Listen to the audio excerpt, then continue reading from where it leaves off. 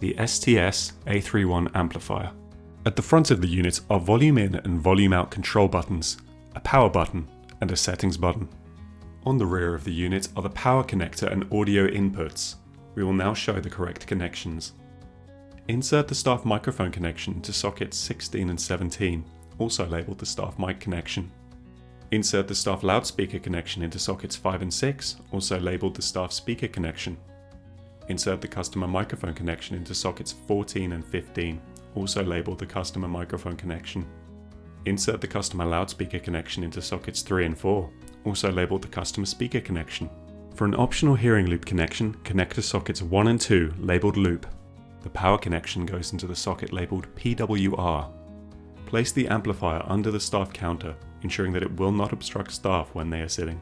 The amplifier front should face outwards, with adjustment buttons accessible. Mark the 4 fixing points for the driver under the counter. Drill and fix the amplifier in place using the supplied screws. The power supply and its cable should be fixed securely using the supplied fixings.